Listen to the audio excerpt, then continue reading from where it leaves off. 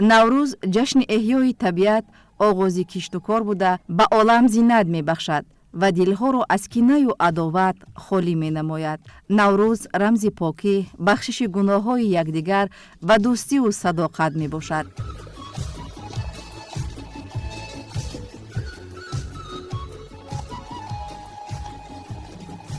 ҳамасола бо фарорасидани моҳи март ки оғози баҳор ва айёми ҷашни наврӯз аст, садои суруду тарона дар ҳама шаҳру ноҳияҳои кишвар танинандоз мегардад.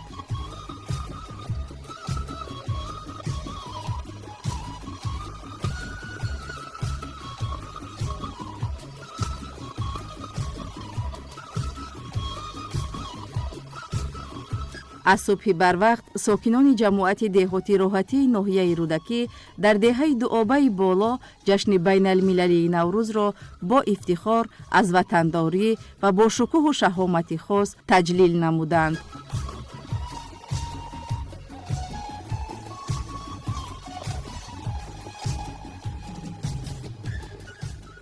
наврӯз ба ту арзи таманно дорам, як олами ишқи поку воло дорам. наврӯз марав зи пеши ман дар гӯшат, ман тоза ба тоза гуфтаниҳо дорам.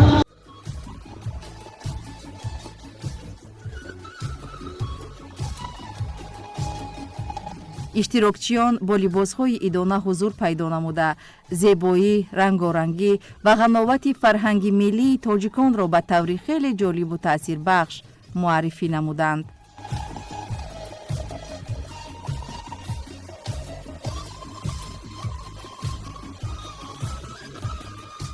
дар майдони ҷашнгоҳ дар лабҳои тифлакон хандаву шодӣ ҳувайдо буд.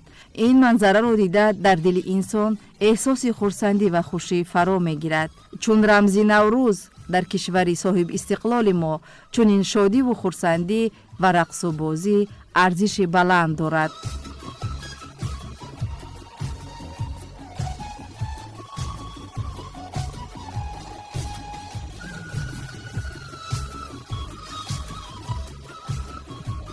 аз ҷониби сокинони намоишгоҳи идона ба тарҳи хос ки дар он маҳсули ҳунарҳои мардумӣ аз қабили гулдӯзӣ, бофандагӣ, кулолгарӣ ва дигар намуди санъати дастӣ ба маъраз гузошта шуда буданд.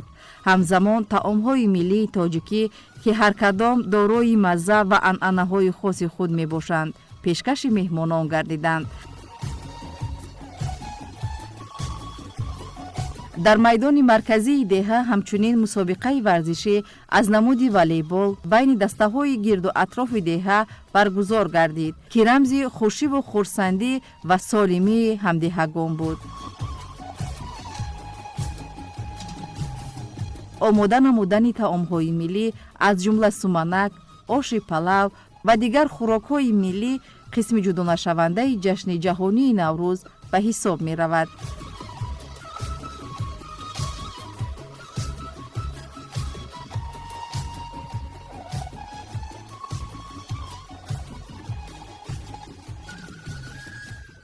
воқеан субҳи наврӯз офтоб бо табассуми гарм тулӯ мекунад, паррандагон бо шодмонӣ месароянд ва дар ҳар гӯшаи диёр садои хандаву сурур танинандоз мегардад. кӯдакон бо чеҳраи пурнур медаванд, калонсолон ҳамдигарро бо меҳру муҳаббат шодбошӣ мегӯянд ва дилҳоро аз кина пок мегардонанд.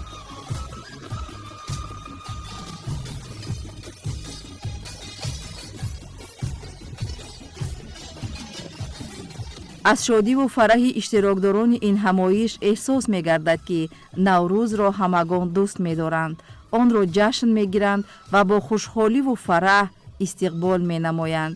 ин ҷашни фархунда дар дилҳо ҳисси умед ба фардои нек, муҳаббат ба зиндагӣ ва эҳтиром ба арзишҳои миллиро тақвият мебахшад.